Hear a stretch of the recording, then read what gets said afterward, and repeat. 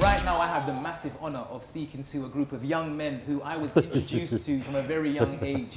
They are the legends who are UB40. How are you guys? Very good. All good, thanks. Yeah.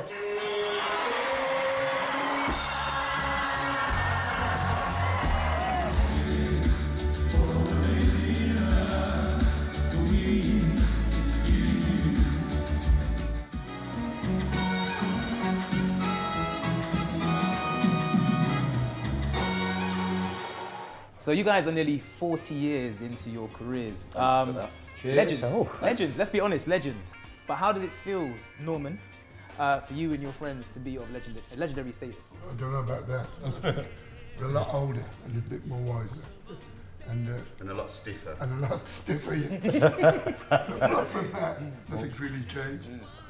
How do you feel knowing that, you know, one or two of you are newer members, but you still get embraced in the same way? To address your question, it has to be a privilege. Yeah, Dom's very aware of the fact that he's hanging out with a bunch of legends. Yeah. And we remind him quite often. Yeah. And I ain't gonna let them catch me, no. I ain't gonna let them catch the midnight rider. I know that when you started your music careers, it was at a time when Birmingham had a booming music scene, with acts like Duran Duran coming from the city as well. Yeah. What was it that was so special about the city at the time to make music? With Birmingham, because it's so diverse, you've got such different bands come from Birmingham. There isn't a school of music that comes from Birmingham. It's so, you know, you've got, like I said, Duran Duran. Absolutely. You know, you've got the heavy rock. It's fair to say the biggest new romantic band that ever existed, Duran Duran. Excellent musicians, excellent writers. Yeah. And then, arguably, the biggest reggae band in the world, UB40, come from the same town. So totally diverse, polar opposites in pop culture and music culture. They were apolitical, we were totally political. And then you've got Sabbath and you've got... Invented heavy metal. All sorts of different types of music. There's not one kind of music that comes out of Birmingham. The ages I remember,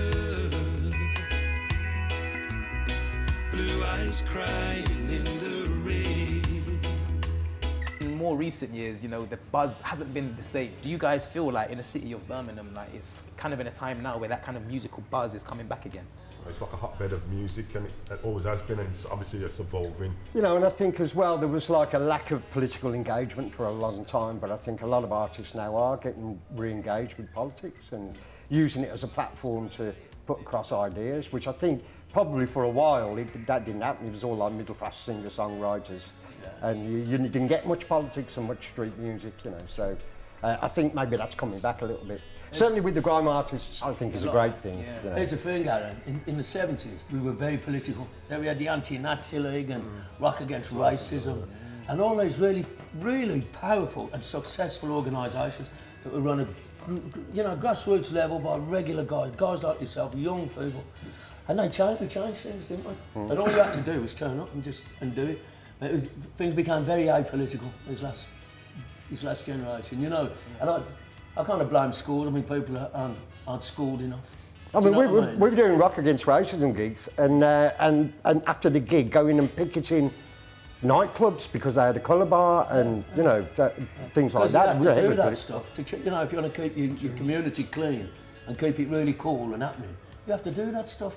You can't leave it down to somebody else. What is the kind of message that you want your music to be sending out? Unity, I suppose, is our message. Yeah. Unity.